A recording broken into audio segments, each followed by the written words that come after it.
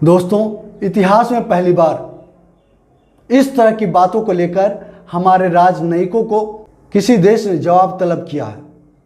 यह बेहद निंदनीय है। और जो लोग हम जैसे लोगों को कोसते हैं ना, तुम्हारी औकात गटर में रहने की है, तू गटर में ही रह। कि पूरी दुनिया में देश को शर्मसार तुम करो, गद्दार हम, देशद्रोही हम। बड़ी अजीब दोगलापन है। भाई और बहनों, क्या हुआ भाइयों? किसके भाइयों? नमस्कार मित्रों, कैसे हो? दोस्तों, आजकल अंधभक्त मित्रों जो है ना, काफ़ी दर्द में उनका दिन गुजर रहा है।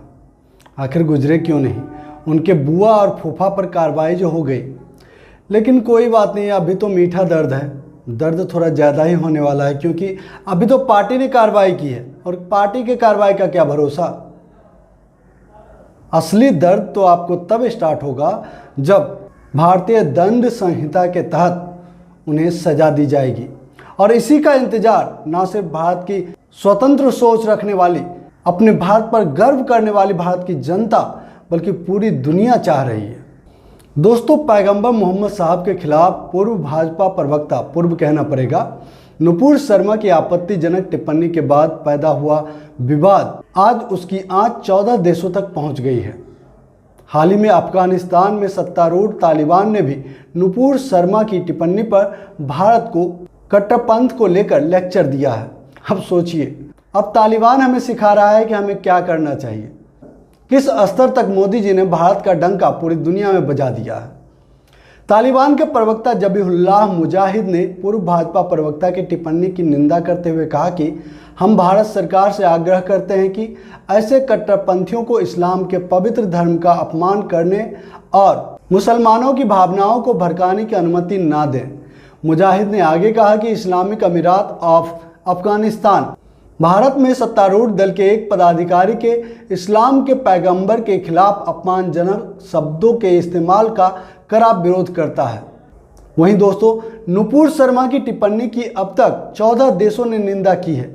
इनमें Maldives, Libya, Indonesia, Iran, Iraq, Kuwait, Qatar, Saudi Arab, Oman, UAE, Jordan, Afghanistan सहित पाकिस्तान भी शामिल है। दोस्तों, अभी आपको ये सुनाया कि भारत का छीछा लेदर वर्तमान सरकार और उसकी पार्टी, उसके नेता पूरी दुनिया में किस तरीके से भारत का शर्म से माथा झुका दिया है। लेकिन इतना होने के बावजूद भारतीय जनता पार्टी ने प्रोपेगेंडा करना बंद नहीं किया है। दिन रात हम जैसे लोगों के खिलाफ प्रोपेगेंडा कर रहे हैं। हमें गद्दार, देशद्रोही बताया जा रहा है उनके और उनके अंध भक्तों के द्वारा, जिनके दिमाग नामक चिड़िया तो है नहीं, गोबर भरा पड़ा है। तो आखिर उनकी सोच और सोच में क्या अंतर रह पाएगा? अब आप ही बताइए मुझे कि पूरी दुनिया में देश को शर्मसार तुम करो, गद्दार हम, देशद्रोही हम। बड़ी अजीब दोगलापन है। 2014 में भारत के लोगों ने सोचा कि तुम्हारे गद्दार पूर्वजों के पाप अब धीरे धीरे कम हो गए होंगे, अब तुम अच्छे हो गए होंगे, इसलिए मैंडेट दिया और सत्ता में ला दिया। लेकिन उन्हें क्या पता कि अभी भी तुम उसी रसातल में हो। कोई बात नहीं है मुन्ना, देश की जनता सब देख रही है और वापस से तुम्हें उतने ही नीचे जाकर रख देगी कि फिर तुम और तुम्हारे आने वाली फसलें कभी देश की शीर्ष सत्ता पर बैठने के ख्वाब भी नहीं देख पाओगे। दोस्तों, मैं आपको बताऊं कि इस वक्त जो भारतीय जनता पार्टी और उसके कार्यकर्ता नेता ने किया है, उसका देशभक्ति या देश से गद्दारी का कोई लेना देना ही नहीं है। ये लोकतंत्र की बात है। एक लोकतांत्रिक देश में किसी भी धर्म को मानने वाले लोगों को उस धर्म को मानने की आज़ादी होनी चाहिए। अगर आप उसके धर्म को नहीं मानना चाहते, आपको भी स्वतंत्रता है। लेकिन आप एक लोकतांत्रिक देश में किसी दूसरे धर्म के धर्मावलंबियों को धार्मिक या भावनात्मक ठेस नहीं पहुंचा सकते हैं। लेकिन इस बात को समझा कब? 9-10 दिनों तक देश के अंदर हमारे मुस्लिम भाई नुपुर शर्मा और उसके मीडिया प्रभारी के खिलाफ आंदोलन करते रहे, उसकी गिरफ्तारी की मांग करते रहे, लेकिन उन्हें कोई नहीं सुना। लेकिन जब इसकी आंच दुनिया के बाकी मुस्लिम देशों तक पहुंची और जब वहां से उन्होंने कड़ा रुख अख्तियार किया, भारतीय सामानों के बायकॉट से स्टार्ट किए, स्टोर से भारतीय सामानों को हटाया जाने लगा, तब कहीं जाकर हमारे देश के पवित्र सत्ता पर बैठी और पवित्र आत्माओं की नींद खुली। फिर आनन फानन में अपने कार्यकर्ता और मीडिया प्रभारी को पार्टी से निकाला। लेकिन दोस्तों, देश और दुनिया अभी भी इस बात का इंतजार कर रही है कि पार्टी ने तो कार्रवाई कर दी, सरकार बहादुर ने भी उन्हें फ्रिंज एलिमेंट कह ही दिया और सामाजिक तत्व कह ही दिया, तो उस पर अब तक कार्रवाई क्यों नहीं कर रही है देश? भारत सरकार उस पर कार्रवाई कब करेगी? वह सलाखों के पीछे कब जाएगा? देश की इतनी बड़ी आबादी को धार्मिक ठेस पहुंचाना, उसके ईश्वर अल्लाह को अनाप शनाप बकना, क्या यह इस देश के खिलाफ बात नहीं है? क्या उस पर एनएसए नहीं लगना चाहिए? कल तक तो छोटी छोटी बातों पर एनएसए की रेबरियां बटा करती थी, आज क्या हो गया? आज आपके दो नालायक नेताओं के कारण पूरी दुनिया में हमारे देश की भद पिट रही है। उस पर क्यों नहीं देशद्रोह की कानून लागू किया जाए? और अब तक उस पर कार्रवाई क्यों नहीं हो रही है? और हम जैसे लोग जब उसके खिलाफ आवाज उठाते हैं, आपने हमारे देश का नाम पूरी दुनिया में शर्मसार क्यों कर रहे हैं, इस पर हम आपसे सवाल करते हैं तो हमें ही गद्दार कहा जाता है। दोस्तों, सीधी सी बात है, मैं एक बार फिर से कहूंगा, कार्रवाइयां तब होती थी जब हमारा देश महान था, जब मेरा भारत महान था। आज तो हम विश्वगुरु बन गए हैं ना, कार्रवाई कैसे हो सकती है? हालांकि ऐसा नहीं है कि मेरा भारत महान के वक्त देश में न्याय ही न्याय होते थे।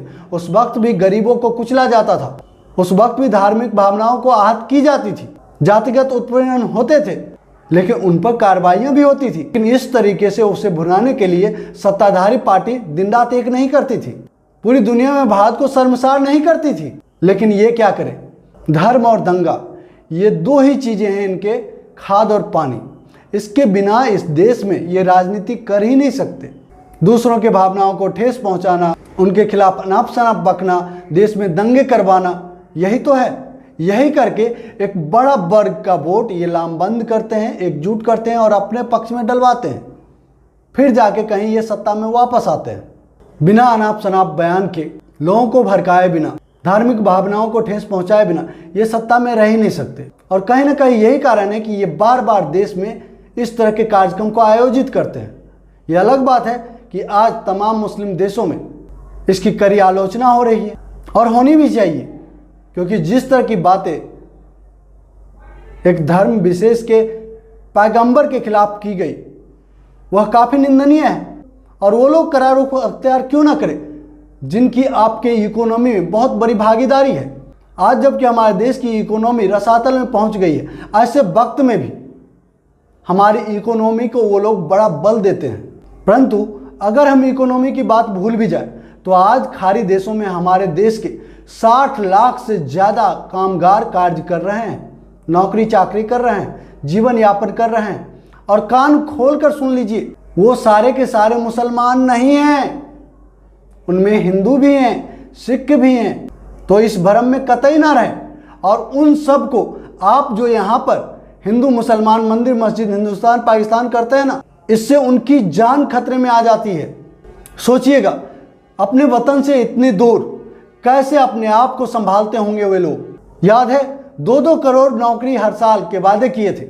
आज नौकरी देना तो दूर, लाखों नहीं करोड़ों लोगों के जॉब्स इन लोगों ने छीन लिए हैं। और वो बाकी खाड़ी देशों से अगर 60 लाख लोग वापस आ जाएंगे तो फिर ये क्या करेंगे?